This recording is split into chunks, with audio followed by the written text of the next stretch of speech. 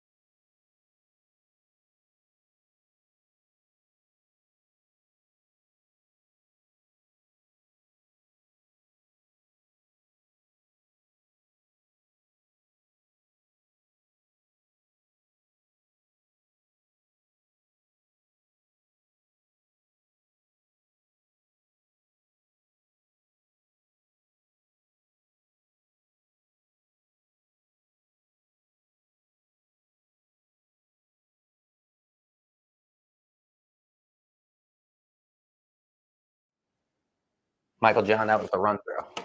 Now's the show. Roll.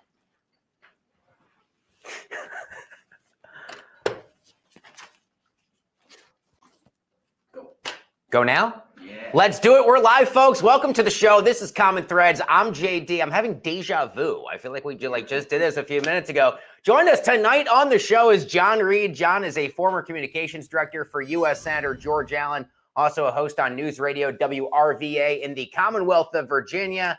And once again, the great Michael Hardaway, old pal of mine from the Hill. He's now the publisher of the Hardaway Wire, longtime staffer for Democratic leader Hakeem Jeffries, other leading congressional Democrats as well. John, Michael, thanks for being here. Thanks for your patience too, fellas. Good to have you. Glad to do it. Good to be here.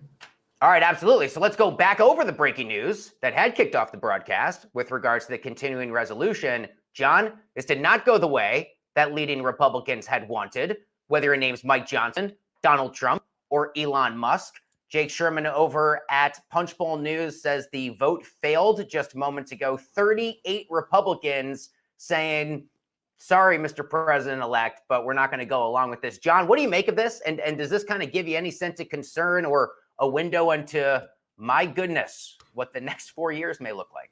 Yeah.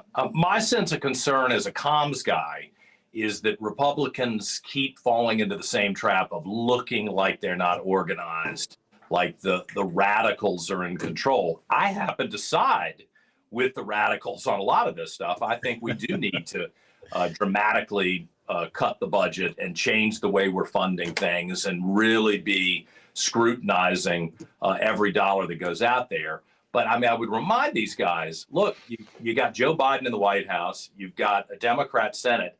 This is probably not the right time to be making a dramatic change. And you've got, it's proving what will be a problem for the speaker going forward, because he's got one group of folks who do want to present this image that everything's going to be okay and that we're competent, we're responsible. And then you got another group of people who I don't think they want to literally blow up the Capitol, but they want to blow up government in D.C. and they don't give a damn whether the government stops tonight, tomorrow, Christmas Day, New Year's. That's inconsequential to them. And it's going to be hard to reconcile the two. Michael, you're a longtime Democratic staffer, and I know you from there, from the Hill. Give me your perspective about now watching this drama unfold from the outside. How different is this from the way things usually go.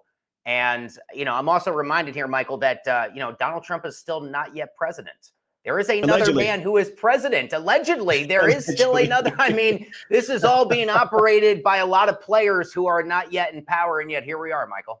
It's insanity. I mean, this chaos reminds me of the offense of my beloved Chicago Bears. It's going nowhere fast. And I don't really know what the answer is here. To your point, we have a president. He's not involved in this for some precarious reason. And to that other end, you got Elon Musk and Donald Trump traveling the world, meeting with other world leaders. You've got House Democrats working with the Speaker and House Republican leadership to get a deal done. And it was my understanding that they thought they had a deal done and they were blindsided by Musk and then subsequently Trump and all of this. And so as we look at the next 2 to 4 years, I don't know how this operates. I can tell you that Leader Jeffries wants to work with the Speaker to get stuff done over the next few years. But the reality seems to be that the Speaker doesn't have control of his conference. It's actually Elon Musk who seems to be directing both Donald Trump and House Republicans. I don't know how you operate in that way. But I do think, I'll say this, me being the eternal optimist I am, there's a lot of room for bipartisanship that we should be looking at over the next few years. I know that House Dems want to get some stuff done, but I don't know if Elon Musk is going to blow it up just like he blew this up. So we'll see. Michael, are you equally optimistic about the Chicago Bears or no?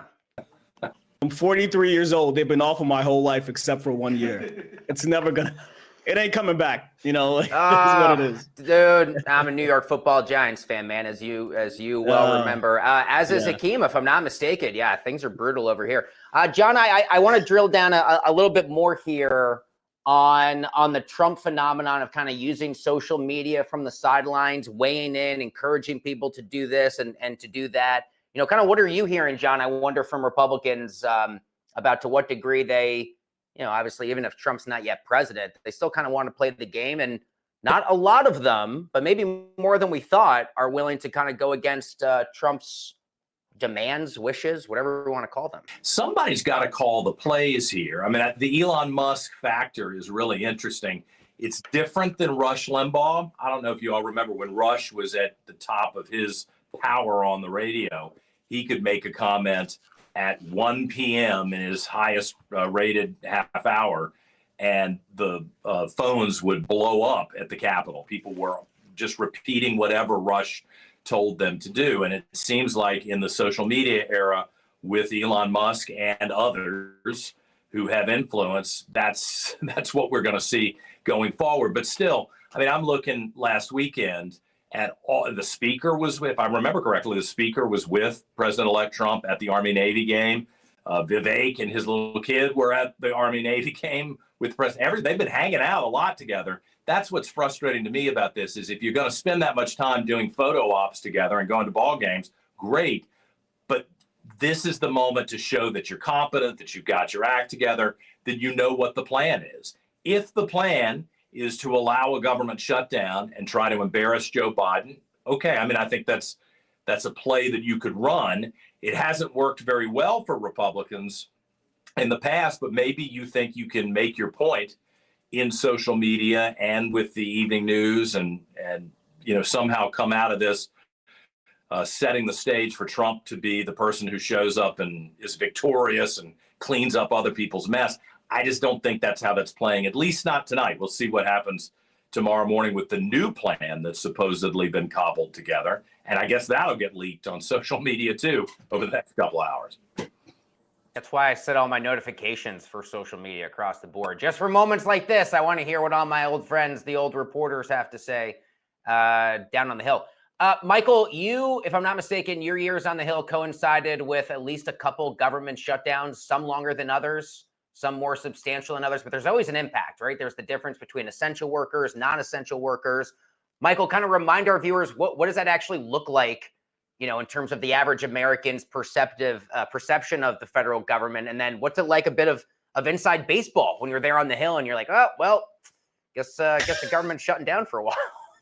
First of all, indulge me a little bit. I'm so old. I worked in the Senate before government shutdowns were a regular thing, before CRs were a regular thing, because this is actually insane. This is actually not how you govern, regardless of party. The idea that every year or so we deal with this CR just to keep the government alive. That's insane. Now, that being said, if a government shutdown happens, it essentially hurts the lowest level people across the board. And so by that, I mean the people who clean the bathrooms in the House and Senate buildings, they lose their jobs. The entry-level staff assistants and staffers who make $30,000 a year on the Hill, they lose their jobs. So by the way, they don't get a paycheck, which means unless you've got some sort of family money, you might be out on the street to no fault of your own because your bosses have made a decision that doesn't involve you. And so that's the interesting dynamic, which is the government shutdown actually hurts the lowest level people, but if you're a member of Congress or some lobbyist who's involved in this, you're not really affected that much, but the lowest level people are. And, from a staffer perspective, what's happening right now are conversations where people are saying to each other, I hope this doesn't happen because I can't pay my rent unless the government stays open. John, we're fundamentally talking about the role of federal government differently right now than we have in years past. And I wonder, John, from your years working alongside Senator George Allen to where we are now, are you more optimistic about the way that this new look Republican Party is saying, we're going to cut the pork, we're cutting the fat, we're doing this, we're doing that, we're doing all these new things because of Musk and Vivek and Trump's second term? Or does a night like tonight give you more pessimism than optimism to say, my God, how far we have fallen from the way that things used to be, to Michael's point?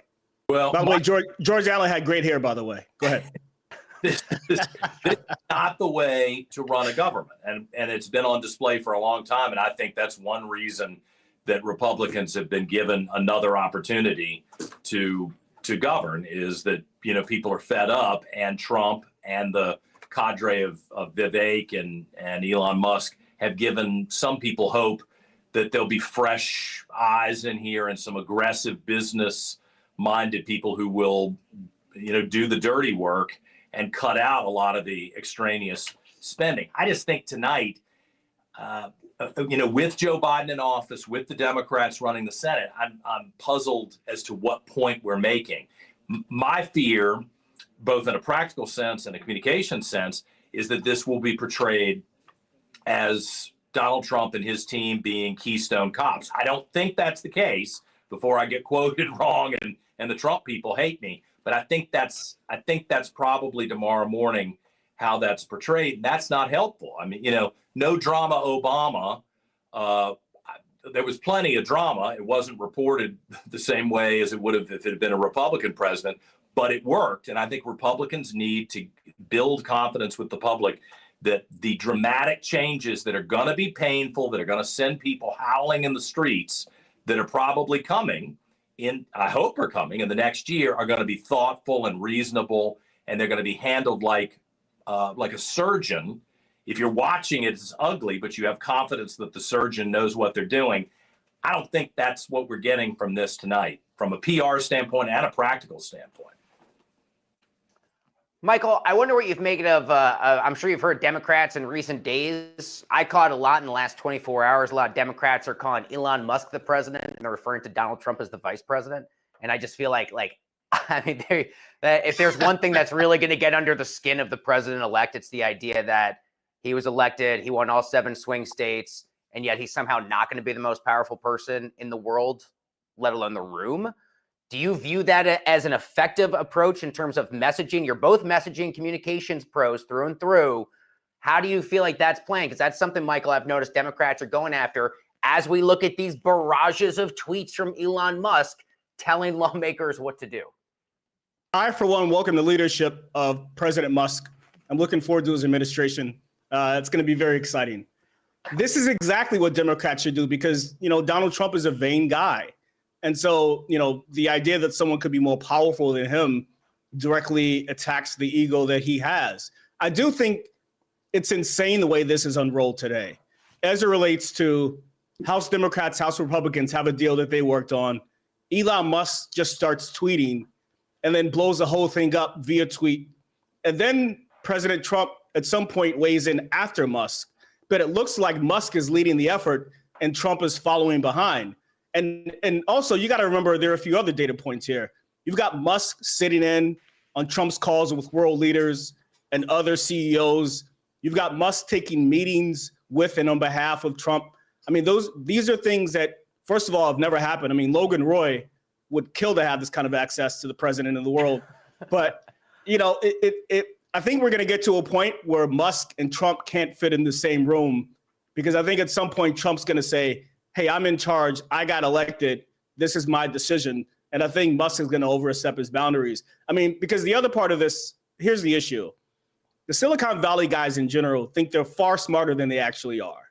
And so they think they know better than the guys in government how to fix government. I actually agree with the notion that there are many broken things in government. There's way too much spending. But the smarter thing to do here would be for Trump to work with adults who can surgically fix those things versus a guy who just wants to come in and throw a bomb and blow the whole thing up. I think that's insane. We're going to pull up this comment, 'cause that's a good question. And I'll start with John. And maybe you both have a bit. This is just, because we also like to inform the audience, right? The three of us are politics nerds. We've been in the game for a long time. It's easy to get in the weeds. This is stuff we text each other about. Like we talk about this stuff like weirdos over drinks at happy hour. But this is a great question. How does a government shutdown really affect the remaining Americans who don't work for the government? Like, it just seems like a lot of political posturing. John, I am reminded, of course, a lot of your major monuments, a lot of your major museums, especially there in Washington, D.C. Sorry, you got a family trip. You're going to the Smithsonian? Not anytime soon. John, what is the impact, or what concerns you as you see this political posturing play itself out to say, yeah, maybe the lights of the government do have to go dark for 30 days like we've seen before? What does that mean to the average American watching at home? Well, if you're a political person in Virginia, if you're the senator from Virginia, if you're the governor from Virginia, you do have to worry, because there are a lot of people who are employed in D.C. in the federal government that live in Virginia. That's what in Northern Virginia that drives so much of the political mood across the state. So, there's a practical reality of the trickle-down effect if this thing were to go on for an extended period of time. You always feel bad if somebody has saved up and wants to come to D.C. to go to the Smithsonian. I don't think we can make budgetary decisions for the entire country long term based on, whether they're going to be disappointed families they can't go to the, see the original Star Spangled Banner. And I would hope that we wouldn't see the theatrics that we've seen in the past, where the Park Service sets up barriers so you can't go up and see Abraham Lincoln's statue. Those are kind of symbolic things that can be played to wear on people's emotions. I'm always worried, as somebody who used to get a federal paycheck in the U.S. Senate, I don't want to see people go without pay. I think this is probably a short-term thing. And I would really advise everybody who's talking about this on the Republican side, get into the Trump administration, get full control of everything. With the bureaucracy, the House, the Senate, and the administration. Don't let this unravel right now when people might be swayed by the emotional arguments. And, when we're in 2025, after January 20th, you'll actually be able to navigate things. That's what's puzzling to me, is how is this blowing up right now? And there will be 1,000 stories tomorrow that are probably already written, because they're rewrites from the last time we did this, that will impact people in a negative way. I think that's kind of foolish. I think there's a lot of reporters that had these stories from like the end of 2019. Remember the big thing around Christmas? Was it 2019? Or no, I guess Christmas 2020. We had that last tranche of COVID dollars. We had another threats of a shutdown. This was Trump's very final weeks in office. It was absolute chaos after the election during that lame duck period. Marcelin says 33 days, enjoy those to the fullest. Michael, I want to ask you the same question. The impact for average Americans who may be waking up come Sunday morning and saying, shit, man, the federal government's closed. What does that mean for me? Well, Monday morning, someone's grandma is going to wake up and put her muumuu on and her slippers and walk out to the mailbox at the end of her driveway, and she's going to open it. And there'll be no Social Security check in there. And she's going to say, how am I going to pay rent without this check? And so that's going to happen to millions of people across the country in terms of people who rely on the government for assistance, people who are old, people who are disabled, all those sorts of things. They won't have the money they need to survive. I think that's obviously one. I think, it affects the entire government, our military. It affects everything on down. And then also there's this very small part of, like the sandwich shops around Capitol Hill. There'll be no staffers that come in and buy sandwiches, and so they can't be open. So the guy who owns that sandwich shop is also out of luck. And so it reverberates really across the country and across the region in a real problematic way that really just really affects us regular people. And the people who actually run the town aren't really that much affected at all. Remember, though, a lot of guys are about to take Christmas break. I mean, I got people in my family who work at the Navy Yard for the U.S. Navy, at the Pentagon, a couple of folks who work around the Capitol.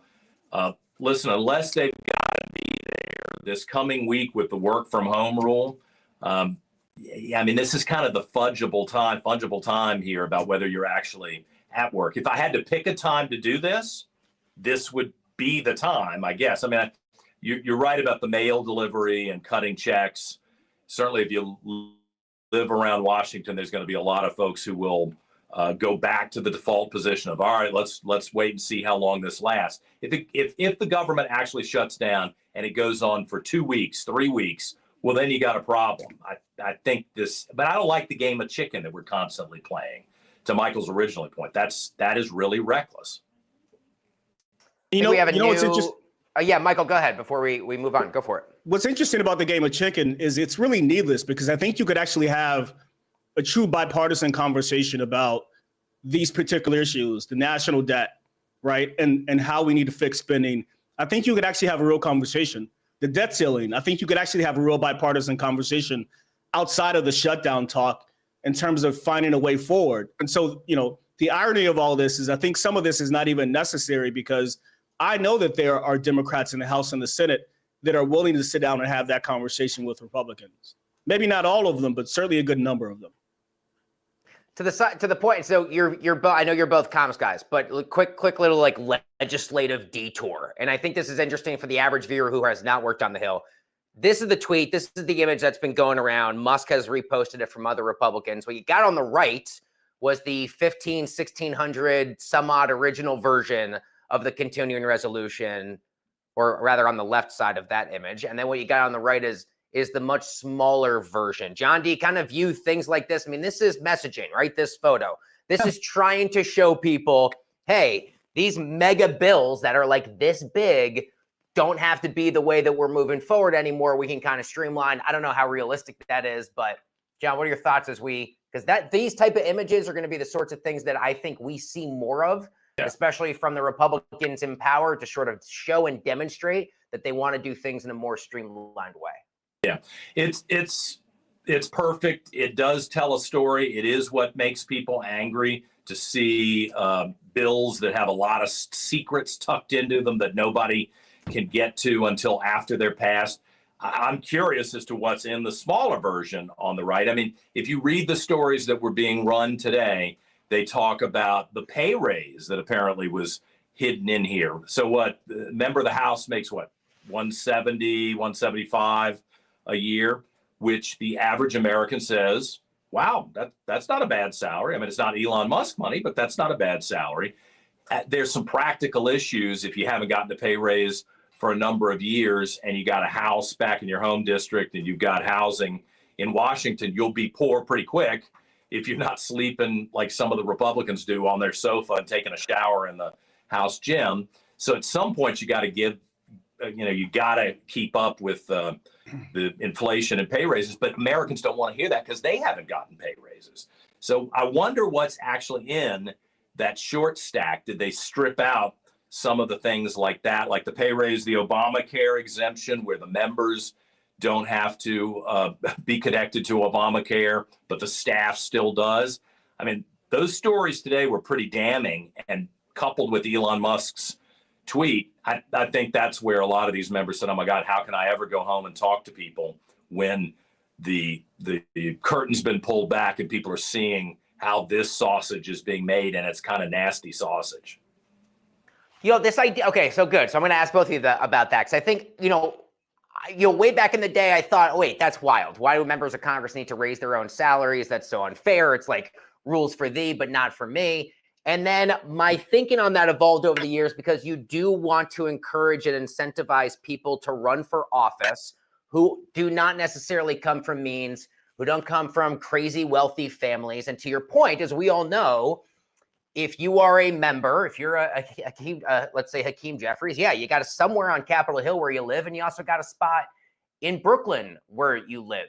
And I don't know the last time that Congress actually got a pay raise. What's that, John? They're both expensive places, right? I mean, it might be okay if you're in Waco, Texas, where I went to college, and you've got an apartment, and you've got another place in D.C. But depending on where your second house is, I mean, that can break the bank, and it does cut out a lot of great candidates where they look at it and they go, "Man, I would love to do this. I think I got great ideas. My heart is in it for the country, but I can't afford it." Listen, I'm thinking of running for lieutenant governor in Virginia. And do you know how many nights in the last couple of months I've gone to bed and thought, how do I pull this off? The lieutenant governor makes $36,000 a year. And I'm going to leave a pretty decent radio job to go do that. I mean, it gives me night sweats over that. I don't know. You know, as we have this conversation, I'm kind of like, I don't know, maybe members of Congress should be allowed to trade stocks. I mean, I'm saying that half joking, but it does bring up an interesting point. Michael, correct me if I'm wrong. When you and I were on the Hill, wasn't this a big thing with Paul Ryan? I think to John's point that he like famously slept in his office like while he was House Speaker. I think the idea being like, well, I got a spot in Wisconsin. Where am I going to go spend all this money for a second spot? Michael, your thoughts on congressional pay raise? Because I actually think there's a little bit more than maybe meets the surface. Yeah, but first, let me mention somewhat about the idea of like the bill size conversation that keeps going on. It's great theater. It's great for messaging, but it's also utter nonsense for the same reason you wouldn't sign a mortgage for your house and say, I want it to be 10 pages because I don't want to read any longer. Like if you're a member of Congress, your job is to read a bill and decide whether you want to vote on it, regardless of how long it takes, right? You don't see actors saying, I'll only read a script of 5 pages. And so if you're a congressman, you need to suck it up and read the bill and make a decision. Now, that being said, members of Congress don't make enough money. And it's a hard conversation to your point, because the average American is making 50 grand and he's saying, well, 174 sounds great. But if I have a family back home and I have a house back home, and then I have an apartment in DC, I don't make enough money to carry both of those things. There actually is an answer in here that I'm not sure. The outsized power of oligarchs like Musk, who control members of Congress because he can write them large checks and raise them large checks, or do the converse and sort of raise money for their opponents. That is problematic. It's also problematic that members of Congress spend so much time raising money with call time every single day, which call time for non-Hill speakers, they go in this very dark, depressing room and they call rich people for hours and beg for money. And most members of Congress do that nearly every single day. And so the idea of the outsized influence of money in Congress is an important conversation. And I think it's manifesting itself right now in terms of Elon Musk and why so many members quickly fell in line behind him and his tweets without really considering what the speaker may have wanted to do. I have not heard the phrase call time since I left Capitol Hill. Man, you just brought me back to the day. See, these are the advantages of covering Wall Street now from the New York Stock Exchange. There are like all these little isms, of things that like drove me nuts about the Hill that I haven't heard, but that's why we have these conversations. I like to be brought back in. We got a great comment here which says, let's test all members of Congress and their reading speeds, because these are mega bills. I'm with it. Listen, most of these people are the lawyers, by the way. So no one wants to hear you whining and complaining about how long the bill is. Your job is to read the bill. So they should all read the bill. I don't care how long it is. And no piece of legislation, which is a legal document, should be a handful of pages. It should be as long as is necessary to write it properly to improve people's lives. Well, you know, let's be honest. Part of the demonstration there is you don't know what is actually tucked in it. And you want bills that are going through that are germane and that are, I mean, if you can possibly do it, single subject. And I suspect that if we flip through, you know, if we take 1 hour and flip through the bill on the left, there's a heck of a lot of extra garbage that's in there. The purity issue is big for a lot of conservatives. Like, why are we passing these bills that have a lot of extraneous spending, which we don't want, and it just gets tucked in? I mean, it was frustrating for me in the Senate They used to talk about how the train is coming through. You better hang your stuff on the train because you don't know when the next train's coming through. So stuff winds up in a bill that has no connection to the actual bill, the train that's coming through. And that's how you get your stuff passed. And I think that's also how you waste a lot of money. So somehow they got to fix the system on the Hill so that you're not, just pouring money out. You're voting on a bill that has one title that claims to be about one thing, but then you dig into it and you find out what is all this money going for? That's the real problem. And I agree with that.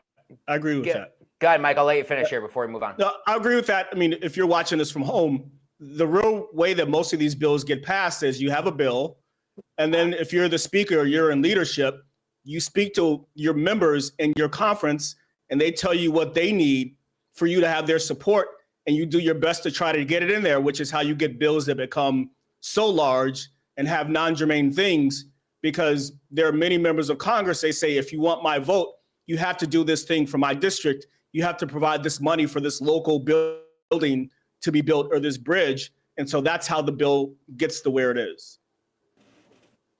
And we've talked a lot about it on the show in previous episodes. I mean, both parties do this to a very large degree, but obviously I think to John's point, to both your points, and you get a bill like a couple years ago called the Inflation Reduction Act. And it sounds great and it's a whole thing. And Michael, I don't mean disrespect to the Democrats here, but that's a bill that's okay, first of all, clearly a messaging bill when inflation was at 9%. And number two, obviously it's a mega bill, super expensive, got a ton of stuff in there that the average American's never going to follow. Also, these things are written in intentionally complicated language. That's the thing that kind of pisses me off about not just the Hill as an institution, but Wall Street is like this as well, right? Arguably, these are the two most important institutions in our country.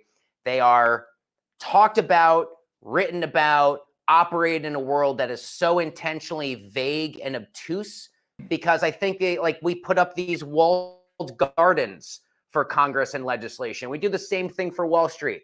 People on Wall Street use the dumbest phrases to describe the simplest things because it gives them this air of personal sophistication. Basis points. Basis points, 25. You know the number of times people were like, what's 25 basis points? I'm like, it's a fucking 0.25%. That's all. It's part of my language, but it's come on. It's not super complicated. So base points is a great example. So that's just my take on the month. This is one place where the internet is actually evening things out for folks, because you had to hire someone who worked on the Hill previously who could explain it to you. You had to hire a lawyer to talk you through the legalese. Now, if you have any Google skills at all, you can start to figure this stuff out yourself. And I think that's one reason you're seeing this little mini revolution, especially amongst fiscal conservatives, because they know they're being lied to now. They can Google what this stuff means and figure it out. They don't have to beg for an explanation from the experts, Fair enough. All right, so we've done a great job here. We've litigated big bipartisan issues on the Hill. We talked about the Republicans. Michael, we got to talk about the Democrats a little bit. And this is the Representative Alexandria Ocasio-Cortez versus Jerry Connolly issue. AOC, I believe she's 35 years old, lost her bid for House Oversight Committee ranking member to 74-year-old longtime Congressman Connolly. Michael, how do you see this? Yourself a young Democrat, and you're looking at the party, and I know you used to work for a guy who is considered one of the youngest and for many years was one of the biggest rising stars in the party, where the leaders tend to be far older. Michael, do you look at something like this, especially after how poorly the election went for Democrats, and say, all right, Congressman Connolly has earned his right into this position, or, man, we are simply not learning our lessons here? Okay, so as you may remember, Alexandria and I don't have the best history or personal relationship. So this is going to make this even more powerful. This is insanity.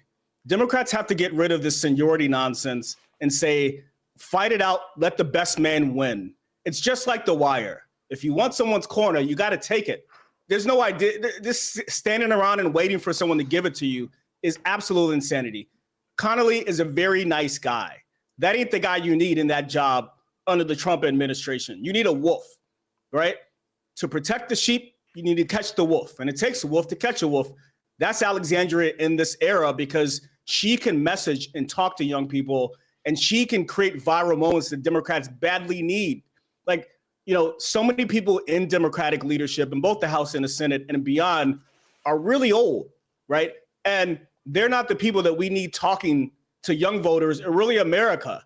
And so this was a real missed opportunity because she would have been excellent for us from a messaging perspective, from a social media engagement perspective. That's what we should have done. And the reality is that when you're the minority, you don't have much power anyway. So there's nothing Connolly can actually really get done. And so it really is just for social media and for perception and for messaging and branding. And she is the person. And obviously it pains me to say that, but it's true. The facts are what they are. There's no reason that she should have lost that vote. Well, Jerry Connolly's, he's in touch with the base of your party, right? I don't want to assume anything, but I got the impression that there were a lot of Democrats who thought that AOC, while she's great, I agree with you, on TV for a certain demographic, that you needed to hold on to somebody who was a little more nuanced and wasn't as much of a bomb thrower. You're right. When you're in the minority, throwing bombs is what makes it fun and also moves the needle. But I mean, you tell me, do you think that was the concern? It was a little too out there? I spoke with someone who was in the room for the vote. And this person said to me that the members voted against her instead of voting for him, which I found to be interesting. Look, Connolly is a nice guy. He's a sweet guy. Everyone loves him. But I just don't think he's the quarterback for this particular game that we are in. I mean, you're up against Donald Trump, who may be one of the best messengers and media engagement people in the history of this country, possibly. And so if that is the case, you need someone who's also excellent in messaging. You have Leader Jeffries, who's excellent, but Alexandria, because of this role with oversight and what that would have required for the engagement with the administration, would have been perfect for the moment. The idea that someone's been in Congress for 900 years, so they deserve to lead a committee, is asinine. It is absolutely asinine. It's actually one of the things I agree with Republicans on, which is you have to have some sort of term limits and you have to have a more competitive experience so you can elevate your talent so that they don't leave Congress and you don't end up with octogenarians leading committees or leading your caucus.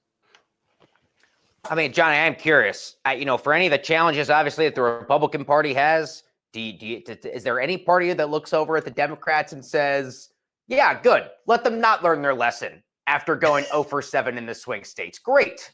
That's just great for me as a Republican. Yeah, I mean, in Virginia, I'm waiting for a lot of the Democrats who've been so bold after a number of years to realize the margin is closing in Virginia based on this presidential race. I mean, Kamala Harris still won Virginia, but Glenn Youngkin was elected governor. Our guys think we've got a really good shot at winning the House in this upcoming election next year.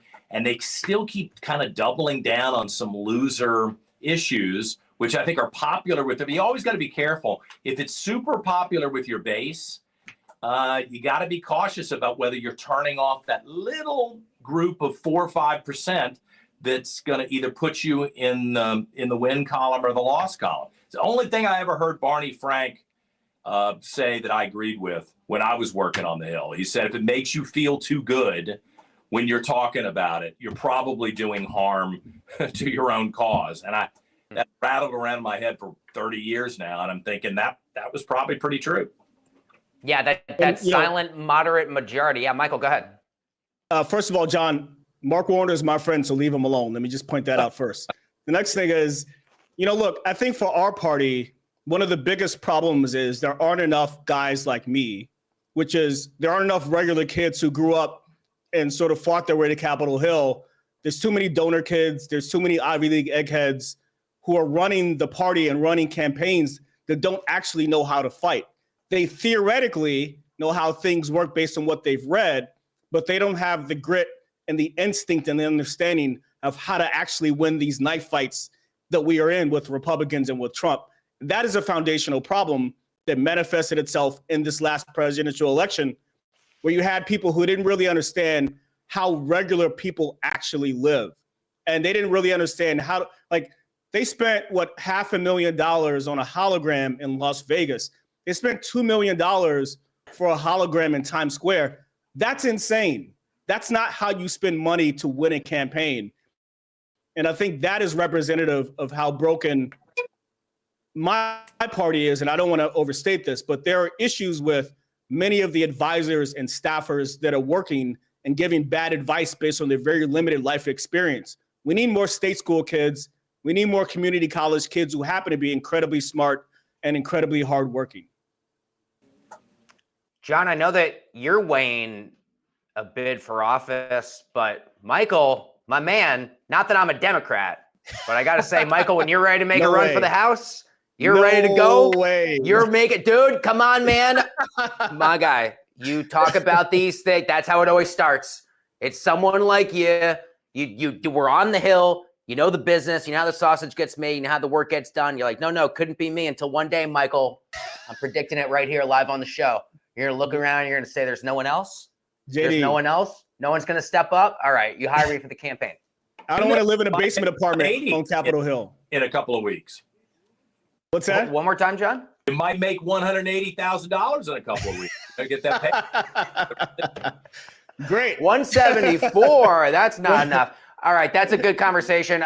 You guys have been awesome. Obviously, we had some tech challenges early, so I appreciate everyone hanging out. Really important conversations. Let's end with something fun before we get to our fan favorite segment for the end of the show. Because, of course, in my home state of New Jersey, where I've said for many years, I've been very clear, if I ever, appropriate, here's my House of Representatives notebook. You guys remember these? We had these floating around. Oh, man. That if I ever run for the House, it'll be from the great Garden State, where right now, everyone else losing their minds over a certain aerial phenomena that the president-elect was asked about. Let's take a listen. Oh, shit.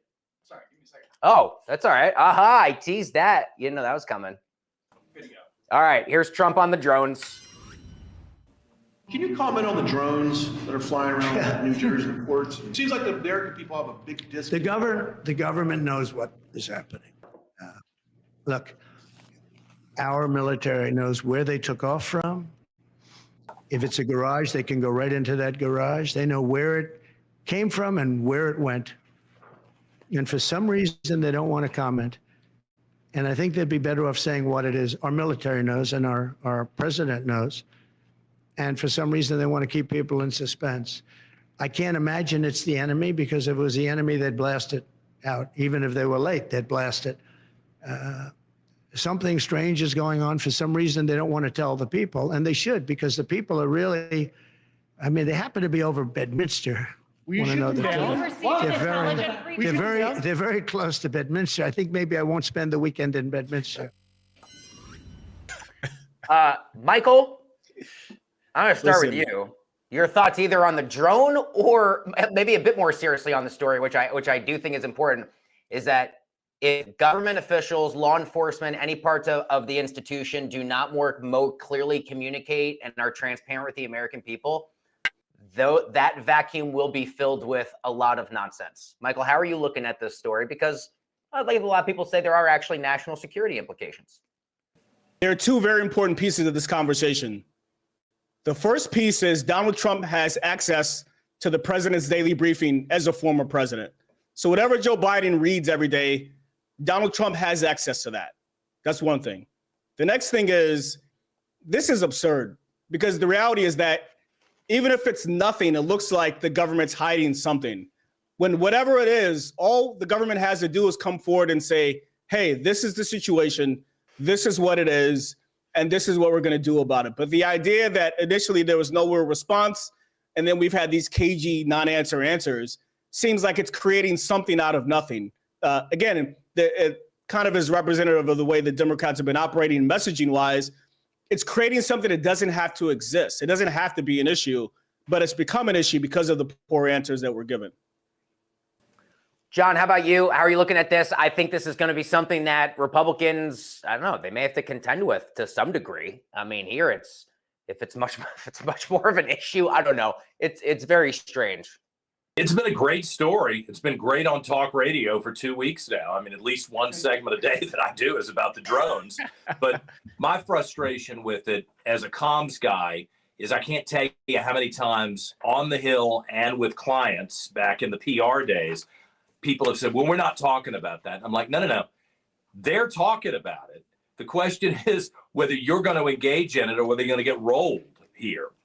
And the federal government, and I think this is the mindset of the bureaucracy that's got to change, is that, you know, if this is a secret, it's not a secret anymore. You've got to talk and to the extent that you can, shoot straight with the public and with the press. And I am a little surprised that a lot of the reporters don't seem to be more hyper aggressive about this. I mean, if it had been one day and you had some grainy video like it's Bigfoot, okay, that's something that you can ignore. But night after night after night, you got the former governor of Maryland shooting video in his front yard saying, what is this?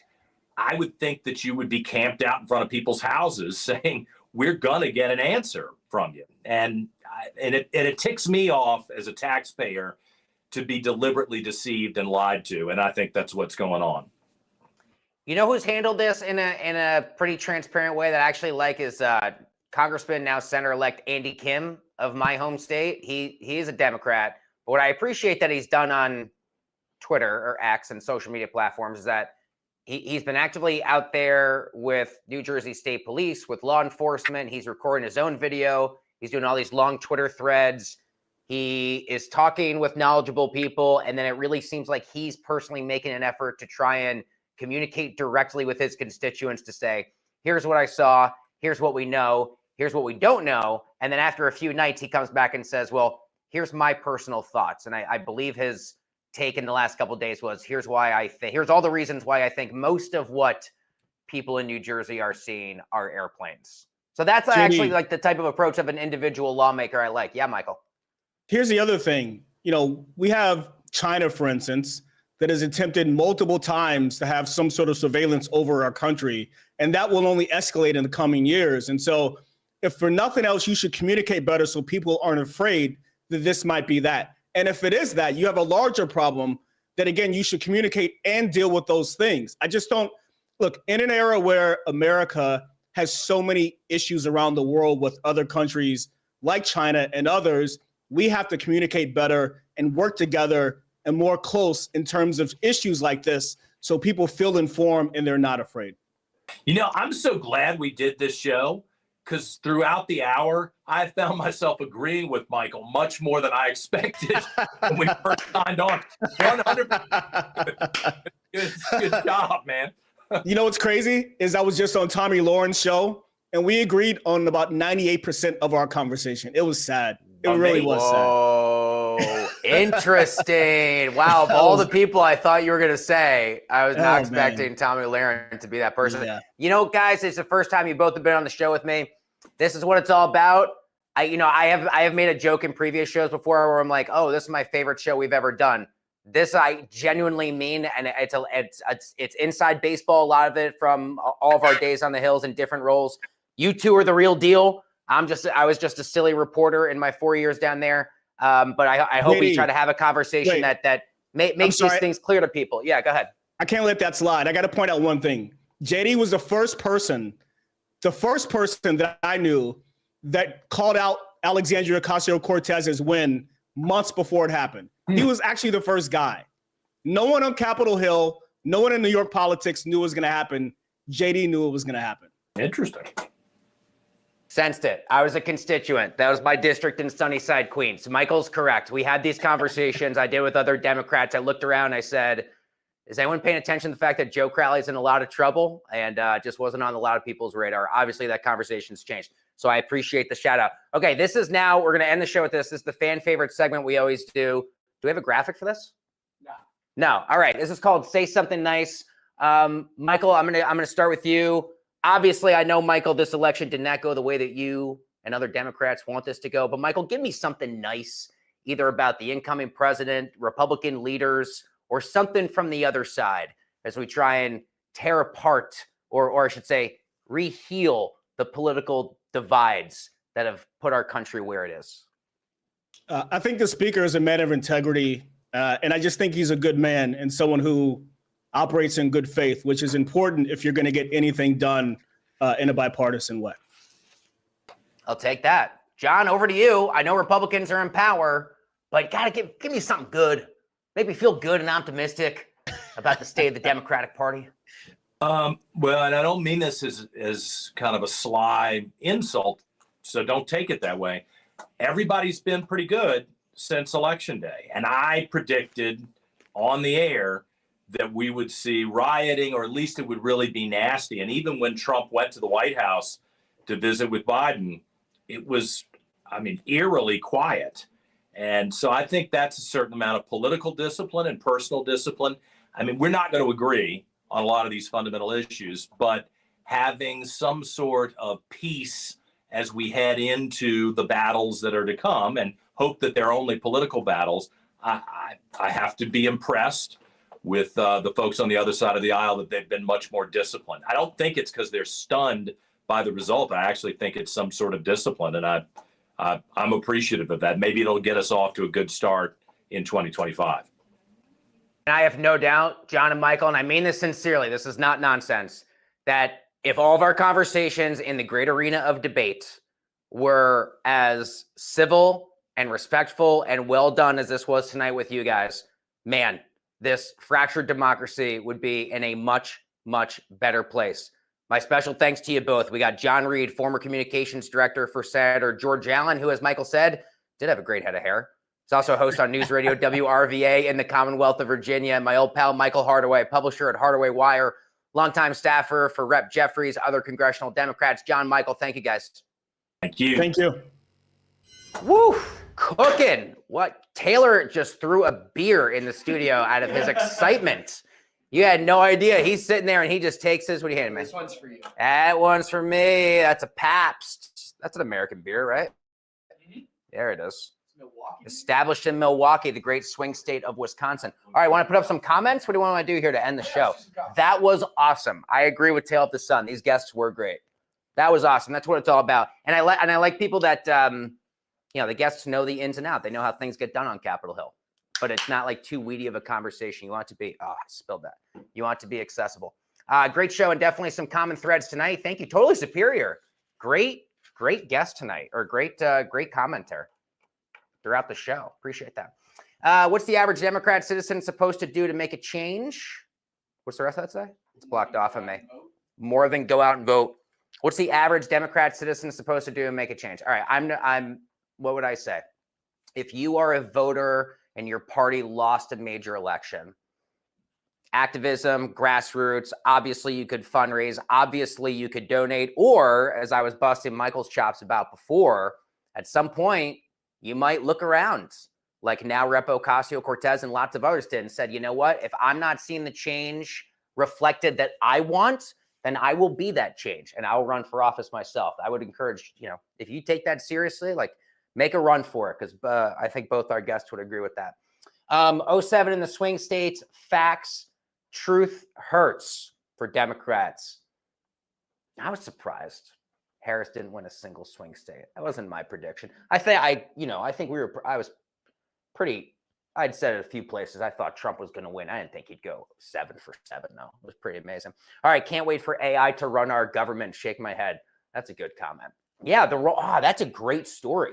What does artificial intelligence look like in the process of drafting legislation on the Hill or cutting out pork? That's good. Elon's going to bring in his own supercomputer. I was just thinking that. I was like, Musk is coming in. He's going to start cooking. What else we got? Anything else good? Yeah. What a show. Can you read that for me, Taylor? I can't see it all. It's Maybe too small. the officials need a reason to do something politically, and keeping the reasons for the drone sightings close to the belt will allow the government to implement some other rules or legislation. It's just so funny. We had this whole thing of the drones are looking for lost nuclear waste. And I get it. I'm also inherently very skeptical of, in general, maybe the way that people from New Jersey are, we're wired a little tight sometimes. You know what I mean? It's the holidays. It's been a rough year for a lot of people. And I wouldn't doubt if the people from my home state are maybe just, respectfully losing their minds a little bit. ChatGPT, there we go. I got it down. ChatGPT and crypto smart contracts will assist with bills and complicated agreements. Crypto smart contracts. Yeah, that's a good one. ChatGPT. I wonder how many people on the Hill right now are just kind of like going into ChatGPT and they're just dropping in their prompts. These were the sorts of things back in the day people actually had to sit there and write for themselves. That was my drone. Oh, there it is. Tail of the sun. That was my drone the whole time. Guys, mystery solved. All right, that's it. What are we? We're not even. No more questions. There it is. We got the person who owns all of the drones who's been watching the show. Oh, yeah, this was from Courtney before. I love that because, Michael made a comment about Logan Roy, right? Getting access to the president. Love a good Succession reference. All too realistic, though. Yeah, the shades of the Succession, kind of like real life DC, Logan Roy, the Roy kids. Oh, who are all the comparisons to, what's the kid's name on the show? Kendall Roy? Yeah. It's like, what does he say? I'm the best boy. I'm the eldest. I'm the eldest boy. There's lots of Kendall Roy like comparisons. I see those memes fly around all the time. I'm the best boy. Oh, I'm the eldest boy. It should be mine. I love that. This is very nice. Been following you since the 2020 election. Love your work. Gotta be honest, I don't know to whom that's directed. You. Is it me? Of course. I don't know if that was I don't know who it went to, John or Michael or me, but that's Your Instagram. Yeah. that's that's my Instagram copy. Thank you for checking that, producers. 2020 election was a whirlwind. I was working the White House the night of the 2020 election. Where were you election night 2020? Do you remember? I was sleeping because I had to get up at like 6 a.m. to produce your hits. Oh, you were doing my hits the next morning. Oh, you slept through election returns? Yeah. How could you ever? Man. Because the results just showed a Trump win, so I just went to bed with that in mind and then woke up. In 2020? No, that was Biden Trump. Yeah, 2020, we didn't find out for like 3 or 4 days. Oh, yeah, right. That was the Saturday, right? We got called on Saturday. Yeah.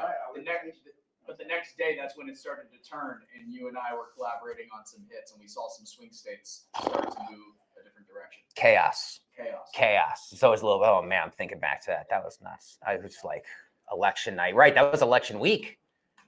We got the call on Saturday. Everyone's like, man, Philly's dragging their feet here. What's going on? Which on the streets was honking. They were, but unfortunately that fed the conspiracy. So they're like, it took so long, vote by mail, that they're rigging the whole thing. And I'm like, oh my God. All right. Well, anyway, thankfully we don't have those issues right now. What else we got? Anything else? You were at Cheddar, remember? Yes, I do remember. Shout out to Cheddar on the show, huh? Come on. Throwback there. We love that. I was at Cheddar. That's right. And I remember the night we've said this before that. Remember that was the night that Fox News called Arizona for Biden, and the Trump White House communications people were furious, and they tried to cover up the fact that they were. But we were all outside in the North Lawn. We saw them all come out, and they went to Blake Berman, who had been the correspondent. He's now at News Nation, and they were furious. Like, what do you mean your decision desk called it for Biden? And Blake's like, what are you looking at me for? Like, I'm not on the decision desk. I'm here doing live shots. Like, don't yell at me. That became a big thing much later when people were like, that's how it started with the Trump campaign or the Trump White House being furious with Fox News. The decision desk is also like a glass box that no one's allowed into. It's not like partisan. As we saw in Succession. Remember that? It's the guy who put wasabi in his eyes. That's like the equivalent of the other things. All right, folks, are we going to wrap this up? That is genuinely my favorite show. I am so thankful to Michael and to John. Please go see them on social media. Please tune into John's radio show. Again, my special thanks there to John Reid and Michael Hardaway. And here in the studio, we've got Taylor, we've got Chris. Special shout out to Dan the Man, who did this remote from Florida, and a VIP guest here in the studio. Speaking of Cheddar from back in the day, the great Thomas Staples. Welcome, here to be here. Staples. And my special thanks to all of you for the amazing comments. And also I want to shout out all my friends who were texting me being like, we can't hear you. Because that actually really helped. That really helped. That was actually really good. Jay Woods of Freedom Capital Markets, who's been up every morning on CNBC and Bloomberg and all that. He was watching. He's like, I can't hear you. My friend Maha up in Toronto, she's like, I can't hear you.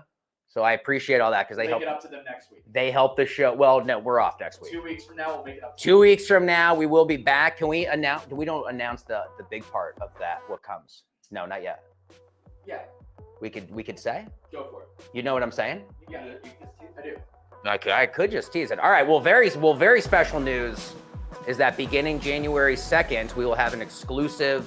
What do we say? A sponsor, an advertiser, a partnership. Pardon me, with the great folks over at Public, sponsoring the entire show, gavel to gavel, start to finish, for several months. We could not be more excited. If you've been watching this show, you see we do kind of little sponsored segments. They sponsor Say Something Nice. We put the bug up from time to time. We do readings on their bond portfolios. I've had a lot of people sign up for the bond portfolios. They will be the exclusive partner of the show starting January 2nd, and we can't wait. In the meantime, Christmas next week, all the holidays, best to you and yours. Next time we do this is 2025? Yeah. Wow, 2025. All right, folks, we're going to leave this. Great first year in the books. All right. All right, it's time to go to the bar. Thanks, folks. We'll see you in 2 weeks.